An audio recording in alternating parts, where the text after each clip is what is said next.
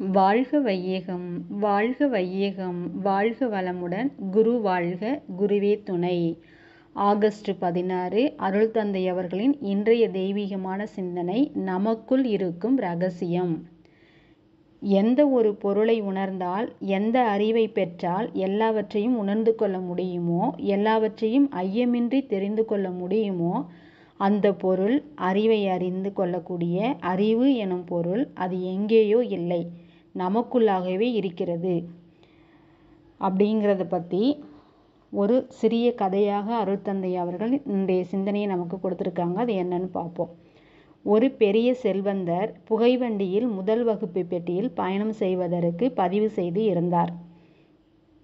அவர் நிறைய பணம் எடுத்து செல்வதை அறிந்த மற்றொருவர் அதே நாளில் அதே பெட்டிக்கு பதிவு செய்து கொண்டார். அந்த நாளில் இருவரும் பயணம் செய்தார்கள். அப்பொழுதே பணக்காரர் தன் பையில் இருந்த பணத்தை எடுத்து எண்ணி பார்த்தார். எதிரில் இருந்தவர், பணக்காரர் பணம் எண்ணுவதற்கு தடையாக நாம் இருக்கக்கூடாது, எல்லா பணத்தையும் வெளியில் எடுத்து எண்ணட்டும் என்று பாத்ரூமுக்குள் போய் இருந்து கொண்டார். அதன் பிறகு வந்தார். சிறிது நேரம் கழித்து பணக்காரர் பாத்ரூம் போனார். அதன் பிறகு சிறிது நேரம் கழித்து வந்தார். மீண்டும் மறுமுறை பணத்தை எடுத்து எண்ணினார். மற்றவர் மீண்டும் உள்ளே போய்விட்டு பிறகு வந்தார். மீண்டும் பணக்காரர் உள்ளே போனார். உடனே வெளியில் இருந்தவர் பணக்காரருடைய பணத்தை பெட்டி, தலையணை மற்றும் அவர் உடைமைகள் அனைத்திலும் தேடினார். அந்த பணம் கிடைக்கவே இல்லை. மறுபடியும் பணக்காரர் வெளியே வந்தார். பொழுது விடுகின்ற நேரம் வந்துவிட்டது. இருவரும் புறப்படும் சமயம். மறுபடியும் பணக்காரர் பணத்தை எடுத்து எண்ணி பார்த்தார். அந்த திருடனுக்கோ ஆச்சரியம்.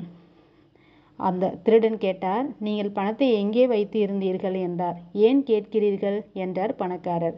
நீங்கள் 2 தடவை பணத்தை எண்ணியதை பார்த்தேன். உண்மையில் நான் ஒரு திருடன், அதை எடுக்கத்தான் வந்தேன். நீங்கள் உள்ளே போய் இருந்த பொழுது பணத்தை தேடி பார்த்தேன், கிடைக்கவில்லை என்றார். அதற்கு அந்த பணக்காரர் சொன்னார், உன்னை பற்றி எனக்கு நன்றாக தெரியும். நீ திருடன் என்று, அதனால் என் தலையணைக்கு அடியில் வைத்தால் ஆபத்து என்று பணத்தை உன் தலையணைக்கு கீழே வைத்திருந்தேன் என்றார் பணக்காரர்.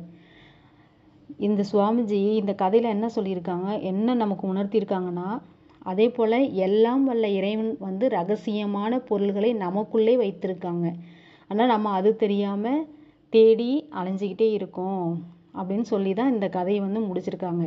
எந்த ஒரு பொருளை உணர்ந்தால், எந்த அறிவை பெற்றால் எல்லாவற்றையும் உணர்ந்து கொள்ள முடியுமோ, எல்லாவற்றையும் ஐயமின்றி தெரிந்து கொள்ள முடியுமோ, அந்த பொருள் அறிவை அறிந்து கொள்ளக்கூடிய அறிவு எனும் பொருள் அது எங்கேயோ இல்லை, தேடி அலையாதீங்க, நமக்குள்ளாகவே இருக்கிறது அப்படின்னு சொல்லி உணர்த்தியிருக்காங்க. அருள் தந்தை வாழ்க வளமுடன்.